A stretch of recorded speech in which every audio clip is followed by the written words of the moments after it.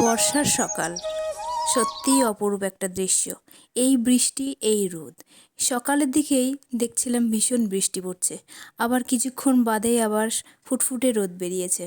দেখতে একটা অপরূপ দৃশ্য, ভেজা পাতায় সুন্দর রোদটা ঝলমল করছে। তো আজকের ব্লগটা আমি একটা সুন্দর সকাল দিয়ে শুরু করলাম। Hello everyone, welcome back to my new another blog. ঘরকন্যা মৃদুলায় তোমাদের সবাইকে স্বাগত। তো কেমন আছো তোমরা সবাই? আশা করছি ভালো আছো। আমিও ভীষণ ভালো আছি। কি জানো তো, বর্ষাকালে একটা জিনিস খুব ভালো লাগে, চারিদিকটা ভেজা ভেজা, মানে গরমটাও কিন্তু কম নয়, গরমটাও আছে, তার মধ্যেও একটা ঠান্ডার প্রকৃতির আবহাওয়াটা সত্যি আমাদেরকে মনোরম একটা পরিবেশ তৈরি করে। প্রতিদিন সকালবেলা আমি ভাবি যে আজকে একটু আরও সকালবেলা উঠবো, তোমাদেরকে দেখাবো সূর্যোদয়টা। আমাদের বাড়ি থেকে সূর্য ওঠাটা দেখতে এত সুন্দর লাগে, গাছের ফাঁকা দিয়ে সূর্যটা একদম ঝিকিমিকি করে ওঠে, মনে হয় যে তোমাদেরকে একটু দেখাই। আমি তো প্রায়ই দেখি, কিন্তু যেহেতু কালকে মা, আমার মেয়ে সবাই দীঘা থেকে বাড়ি এসেছে প্রায় 4:30 নাগাদ, তখন উঠেছি। উঠে আবার একটু শুয়েছিলাম, ওদেরকে আবার ঘরে নিয়ে সব কথাবার্তা বলতে বলতে অনেকটা সময় চলে গেল না, যার কারণে আমি একটু শুলাম। কারণ একটু না শুলে না সারাটা দিন শরীরটা এত খারাপ হয়, সারা দিন মনে হয় মাথা যন্ত্রণা করছে, মানে কাজের কোনো এনার্জি পায় না। সেই কারণে আবার ভাবলাম যে আরেকটু শুয়ে নিই আর তারপরে উঠবো। উঠে তারপরে তোমাদেরকে দেখাও ভেবেই রেখে দিয়েছি, কিন্তু ওই যে যেই একটু শুয়েছি চোখটা লেগে গেছে, আর টের পাইনি। উঠতে উঠতে তাকিয়ে দেখি একদম রোদ ঝলমল করছে বাড়ির সামনেটা। কী আর করব, তোমাদেরকে তো আর এবার দেখানো হলো না, কিন্তু দেখাবো আমি। আমাদের এখানকার একটা সুন্দর রোদ ঝিলিমিলি আকাশটা এত সুন্দর লাগে, বিশেষ করে এই শ্রাবণ মাসে, মানে বর্ষার সময়টা আরও বেশি সুন্দর লাগে। তো আমি ভিডিও করছি, আর তাতে আমাদের বাড়ির তাঁতিরাও সবাই চলে এসেছে। তারা দেখছে যে আমি শ্যুট করছি আর কাজ করছি। তারা ভাবছে যে কী করছে, যেহেতু আমি নতুন করছি এগুলো, ওরা একটু অবাক হচ্ছে, সাথে সাথে আমিও একটু হাসছি। বলছি তোমরা কেউ হেসো না, কিন্তু আমি এগুলো করছি, তোমরা দেখো, ভালো লাগলে পরে একটু লাইক কমেন্ট করো। বলছে হ্যাঁ ঠিক আছে, আমরা সবাই আছি তোমার পাশে। এই কথা বলতে বলতে আমার কাজগুলো প্রায় কমপ্লিট হয়ে গেল।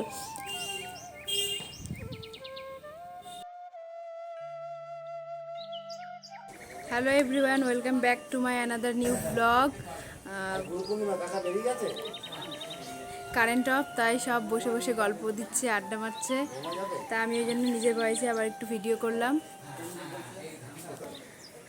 কেমন আছো তোমরা সবাই? আশা করছি ভীষণ ভালো আছো। হ্যাঁ, কোথায় যাওয়া আছে কি? না না, যে শুধু বাবা যাবে, আমরা যাবো না। কোন বৌমা? কই, আমাকে তো কিছু বলেনি। যারা যারা দীঘায় গেছিল তাদের নিয়ে যাবো না, বাদ বাকি সব যাবো।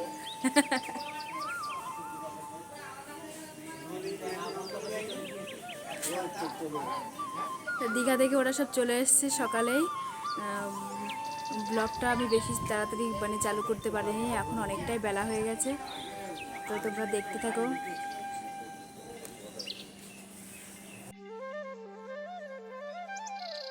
তো চলো, তোমাদের সঙ্গে গল্প করতে করতে আমার বাসন কটাও মাজা হয়ে যাবে। ওরা সবাই ঘুমোচ্ছে এখনও ওঠেনি। ভোরবেলায় এসেছে তো একটু তো শরীর ক্লান্ত লাগবে। আর সারা রাত যতই হোক, গাড়িতে যতই ঘুমোও না কেন, সারা রাত গাড়িতে একটা ধকল তো থেকেই যায়। জানো তো, মনে মনে আমি ভাবছি এই যে মা এলো, শরীর অসুস্থ হয়ে পড়বে, কারণ গাড়ির যে ধকলটা, সেই ধকলটা না নিতে পারে না। বেরিয়ে এসছে ঠিক আছে, কিন্তু এসে নিয়ে যে এখন কতদিন যে এর রেস্ট যাবে সেটা এখন বোঝা বড় দায়। কারণ যতবারই গেছে বেড়াতে, ততবারই এসছে অসুস্থ হয়ে গেছে।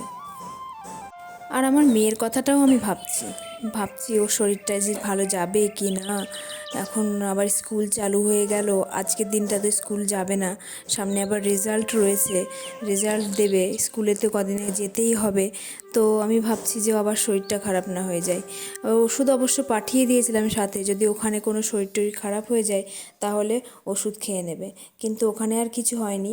অবশ্য সবাই বলে যে সমুদ্রে গেলে পরে যত বাচ্চাই যাক না কেন, যতক্ষণই স্নান করুক না কেন, ঠান্ডা কিন্তু লাগে না, এটা সবাই বলে। তাই আমিও জানি যে ওখানে বাচ্চারা যতই ছোট ছোট বাচ্চা থাকুক, যত হাওয়ায় হোক না কেন, ওখানে ঠান্ডা লাগে না। তাই জন্য সেদিক থেকে নিশ্চিন্ত ছিলাম। তারপরে আবার ভাবছিলাম যে যদি কখনো আবার অসুবিধা হয়, সেই কারণে আমি আবার জ্বরের ওষুধও দিয়ে দিয়েছিলাম, একটু ঠান্ডার ওষুধও দিয়ে দিয়েছিলাম। তা দেখলাম প্রয়োজন হয়নি, ফেরতই নিয়ে এসেছে। কিন্তু আমার মেয়ের খাওয়ানো নিয়ে প্রচুর একটু ঝামেলা আছে, যার কারণে ও বাইরের খাবারটাই বেশি খেয়েছে। ওরা সবাই খাওয়াতে পারেনি। এবার আমি যতটা জোর জবরদস্তি করে খাওয়াতে পারবো, ওরা তো তেমনটা পারবে না। সেই কারণে অনেকটাই মনে হচ্ছে আমার কাছে রোগা হয়ে গেছে। তো চলো দেখো, গল্প করতে করতে চাটাও করে নিলাম, কারেন্টও। চা নিয়ে নিতে হবে। চা নিয়ে নিতে হবে। দাদু নিয়ে যাও। দাদু কোথায়? বাবা কই? এই চা খেয়ে যাও। তো চলো, তাঁতিদেরকে চা দেওয়ার পরে এখন আমি ভাতটা বসিয়ে দিচ্ছি। কারণ সকালেই আমি জামাকাপড়, একদম বাসি জামাকাপড় ছেড়ে নিয়েছিলাম। কেননা আজকে আমার শ্বশুরমশাই মানে বাবা যাবে হলো গুরু পূর্ণিমা না আজকে, গুরু পূর্ণিমাতে গুরুদেবের বাড়িতে যাবে। একটু সকাল সকালই বেরোবে। আমাদের গুরুদেবের বাড়ি হলো নবদ্বীপে। তা আমি আর যাচ্ছি না, বাবা একাই যাচ্ছে। আর আমাদের বাড়ির মানে পাশের অনেক কজন যাচ্ছে আর কি। মোট একটা টোটো ভাড়া করেছে, ওখান থেকে সবাই মিলে চলে যাবে। তো সেই জন্য আমাকে বলল যে একটু সকাল সকাল রান্না করে দিও, আমি একটু 10টার মধ্যেই চলে যাব। তো আমি আবার তাই জন্য তাড়াতাড়ি রান্না করতে গেলাম। সয়াবিনের তরকারি, আলু সিদ্ধ ভাত দিয়েছি, নিরামিষ করেই করেছিলাম। তা সেই আলু সিদ্ধ ভাত দিয়েই খেয়ে গেছে, বেশি কিছু খাইনি। তারপরে দেখলাম যে তোমাদের দাদাভাই ইলিশ মাছ নিয়ে এসছে, ঘরে একটা বাঁধাকপিও ছিল। তা বললো যে বাঁধাকপির কাঁটাটা দিয়ে ইলিশ মাছের তরকারি করো আর মাছের ঝোল করো, ব্যাস, দুপুরে আর কিছুই লাগবে না। মা, খাওয়াতে বসে শুয়ে পড়েছি, চি চি চি। দেখো, প্রতিদিনের ডিউটি, খাওয়াতে বসে শুয়ে পড়েছে, খেতেই চায় না। কি করবো একে নিয়ে, পাগল হয়ে যাবে। ওর তাড়াতাড়ি সোনা, বাবু হয়ে বসো।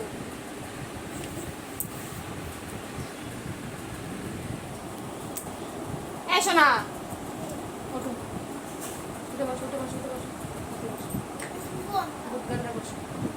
দেখছি, তুমি উঠে বসবে। উঠে পড়ো, উঠে পড়ো, উঠে পড়ো।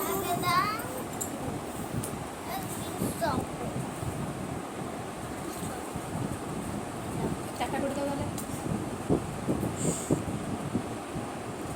কেমন পেঁচির মতন লাগছে দেখতে। পেঁচি। এটা খেয়েছি। দেখো, আমার মেয়েকে যাই হোক করে একটু খাইয়ে দিলাম। তারপরে আমি বললাম যে তাহলে তুই একটু ড্রয়িং নিয়ে বস, আর আমি ততক্ষণ রান্না করি। ও তারপরে রাস্তা দিয়ে একটু সেই ঝুড়ি ভাজা পাঁপড় ভাজা যায় না, ওর যখনই হোক খাবার কিছু দেখলে পরে ওটা কিনে দিতেই হবে।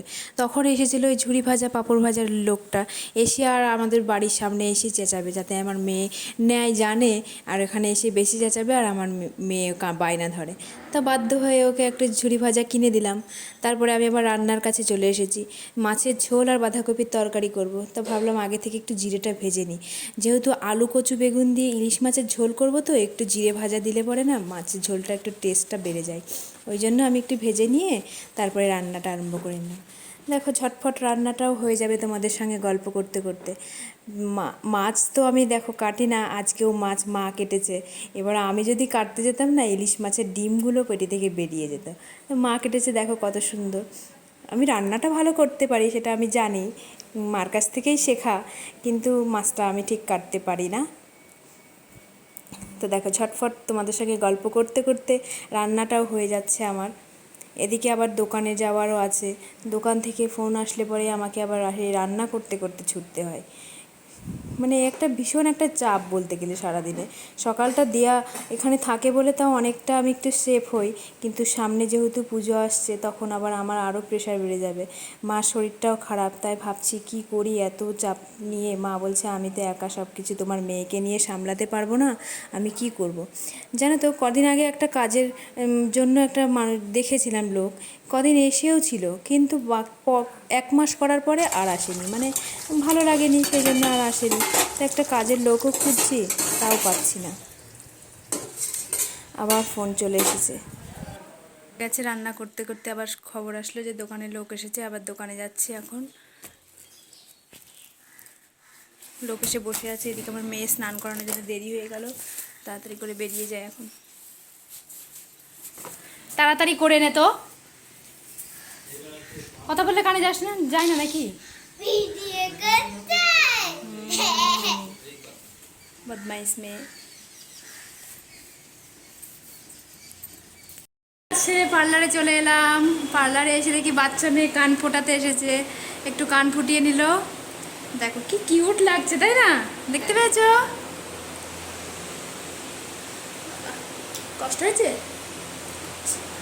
একটু কষ্ট তো হবে, সুন্দর লাগতে গেলে একটু তো কষ্ট লাগেই, তাই না? একটু এসে দাও, একটু হাসো। এই তো, এই তো, ঠিক আছে। এবার পার্লারের কাজটা সেরে ঝটপট চলে এলাম বাড়িতে। সবাই দেখি আমার জন্য অপেক্ষা করে বসে আছে। এবার আমার আস্তে আস্তে একটু লেট হয়ে গেছে। তারপরে দেখি বলছে, তুমি আসছো না, আমরা কেউ খাচ্ছিও না, চলো একসাথেই খাই। তাই ঝটপট একসাথেই আমরা সবাই বসে খেয়ে নিলাম। এবার দেখো আমার মেয়ের দুষ্টুমিটা কেমন, দেখো। ও এখন রাত্রেবেলা কাগজগুলো ছিঁড়ে নষ্ট করছে। দেখেছো তোমরা আমার মেয়ে কিভাবে আমার সাথে ঝগড়া করে?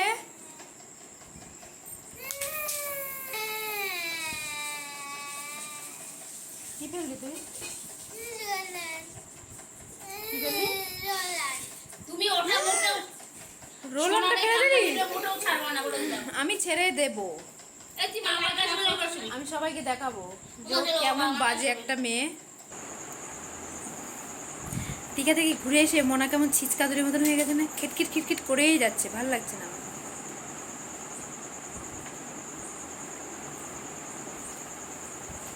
কালকে সকালে আবার স্কুল আছে, টিফিন তো কিছুই নেই বাড়িতে, কি করে দেবো?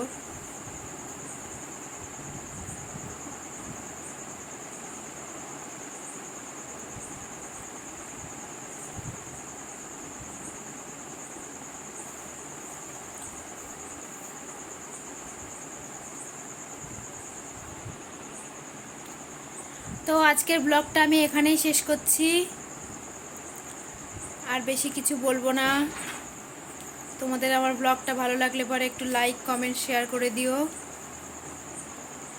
আজকের জন্য এখানেই শেষ করছি। শুভরাত্রি, সবাই ভালো থেকো।